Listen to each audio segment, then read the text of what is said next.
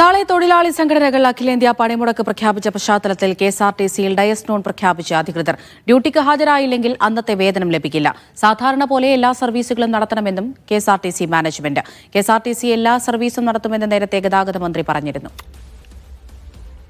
ആർ.ബി. സനൂപ് വിവരങ്ങൾ നൽകാനായി ചേരുന്നുണ്ട്. സനൂപ്, നേരത്തെ മന്ത്രി പറഞ്ഞതിനെതിരായാണ് CITയും അതുപോലെ തന്നെ TDFും ഒക്കെ പറഞ്ഞിട്ടുണ്ടായിരുന്നത്. അവർ നാളത്തെ പണിമുടക്കിൽ പങ്കാളികളാകും എന്ന് തന്നെയാണ് അറിയിച്ചത്.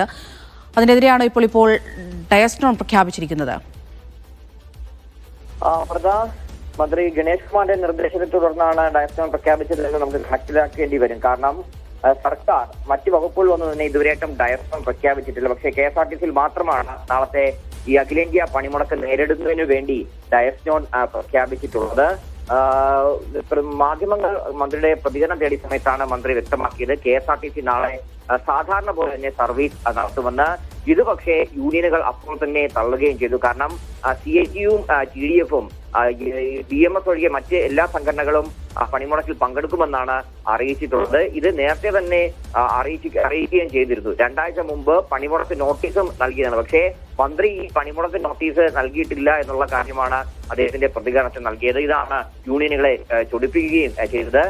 സാധാരണ പോലെ ബസ്സുകൾ ഇറങ്ങത്തില്ല, ജീവനക്കാർ വന്നാലും അവർ പണിയെടുക്കില്ല എന്നുള്ള കാര്യം യൂണിയനുകൾ വ്യക്തമാക്കിയിട്ടുണ്ട്. ബസ്സുകൾ ഒരുപക്ഷെ തടയാനുള്ള സാധ്യതയും നാളെ ഉണ്ട്. ഇതേ തുടർന്നാണ് ഇപ്പോൾ സാധാരണ നടപടി എന്നോണം ഡയസ് നോൺ പ്രഖ്യാപിച്ചിരുന്നത്. പക്ഷേ മറ്റ് വകുപ്പുകളൊന്നും ഡയസ് നോൺ പ്രഖ്യാപിക്കുന്നതിന് മുമ്പേ തന്നെ KSRTCയിൽ ഡയസ് നോൺ പ്രഖ്യാപിച്ചതാണ് നമുക്ക് കാണാൻ കഴിയുന്നത്. അതിനോടൊപ്പം തന്നെ ഒരു ഉത്തരവ് കൂടി ഇപ്പോൾ ഇറക്കിയിട്ടുണ്ട്. സാധാരണ നിലയിലെന്ന പോലെ നാളെ എല്ലാ സർവീസുകളും എല്ലാ ബസ്സും കൃത്യമായിട്ട് ഓപ്പറേറ്റ് ചെയ്യണമെന്നാണ് എക്സിക്യൂട്ടീവ് വിഭാഗം ഓപ്പറേഷൻസ് ഇപ്പോൾ ഉത്തരവിറക്കിയിട്ടുള്ളത്. ആശുപത്രികൾ, എയർപോർട്ടുകൾ, റെയിൽവേ സ്റ്റേഷനുകൾ എന്നിവിടങ്ങളിലെല്ലാം തന്നെ ആവശ്യാനുസരണം കൂടുതൽ സർവീസുകൾ നടത്തണമെന്നും ഈ ഉത്തരവിൽ വ്യക്തമാക്കിയിട്ടുണ്ട്. എന്തായാലും മന്ത്രിയെ തള്ളി LDF കൺവീനർ തന്നെ രംഗത്ത് വന്നിട്ടുണ്ട്. LDF കൺവീനർ TP രാമകൃഷ്ണനും പ്രതികരിച്ചിരുന്നു. മന്ത്രിയെ തള്ളിക്കൊണ്ടാണ് അദ്ദേഹം പ്രതികരണം നടത്തിയത്.